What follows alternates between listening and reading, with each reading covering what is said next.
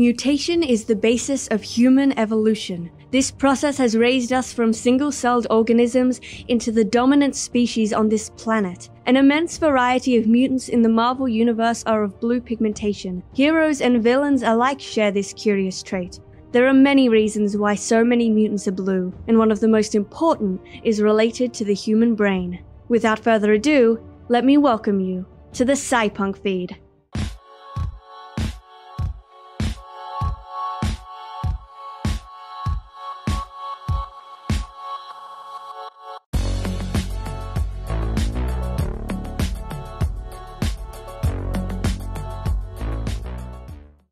Let's start with the first Blue X-Man, Henry Hank McCoy, also known as the Beast. When Dr. McCoy joined the X-Men, he wasn't furry and blue. In his initial stages of mutation, Beast had larger than average human arms and legs, had his limbs covered in hair, but he still had the appearance of a human.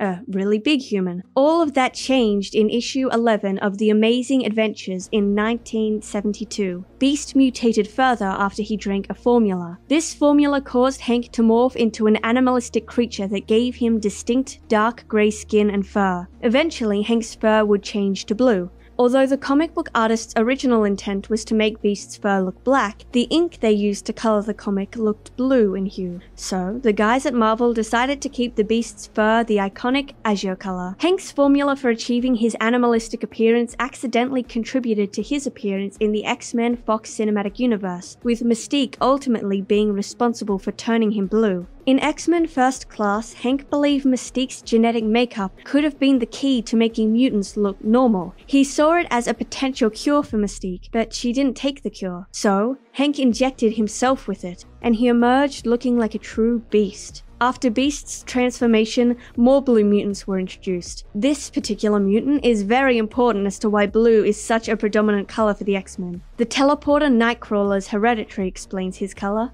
Writer Scott Lobdell proved Nightcrawler was Mystique's son in X-Men Unlimited issue 4, although the original plan was to reveal Mystique as Nightcrawler's father and Destiny as Nightcrawler's mother. Blue is rarely found on living creatures that aren't aquatic. Blue is also one of only two colors not found in human skin tone. Jack Kirby used blue as a visual shorthand for non-human characters to make them stand out visually, communicate their inhuman nature to the reader.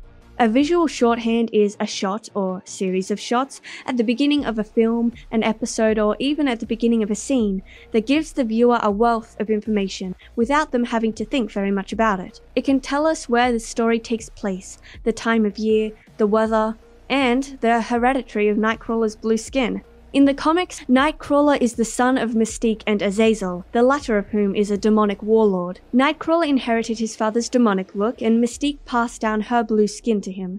Intriguingly, Nightcrawler's mother's skin is blue. Born Raven Darkholme, Mystique is a shapeshifter. She can look like anyone she wants to, which is quite practical in stealthy situations. Her natural blue form makes her stand out from most of the Brotherhood of Mutants. As for why Mystique is blue, it is simply narrowed down to her genetics. Very little is known about her past in the comics, so it's unclear if Mystique's parents were humans or mutants, though in the movies it was implied that they were human and that they tried to kill her. Either way, she was born blue, and her shape-shifting abilities awakened when she was a preteen. She's a character who fights for a world where she doesn't have to hide her true self, to live a normal life. Mystique also ages slower than humans and most mutants, so she has plenty of time to fight for mutant equality, or superiority, depending on whose side she's on at any given time. While these examples are suitable for the understanding of the frequent use of blue-colored mutants within the X-Men comic, there is still one major reason, or should I say very interesting trickery, and it's been hiding under your nose this whole time.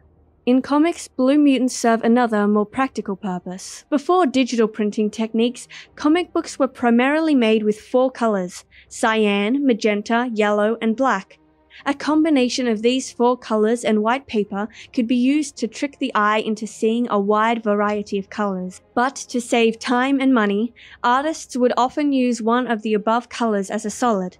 Cyan was a stand-in for blue and magenta for red, hence the perceived overuse of the color. In the comics, Apocalypse's blue lips are his standout feature, as his skin is usually grey.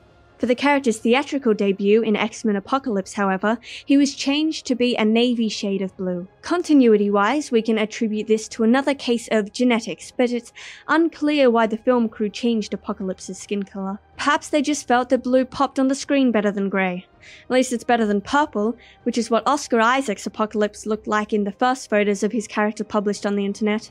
Since digital printing is the norm nowadays, blue remains an excellent way to tell the fanbase that the character in front of them is not human. Considering the fast rate at which new X-Men characters are added to the ranks, more blue mutants will surely be on the way. So, who is your favourite blue-coloured mutant?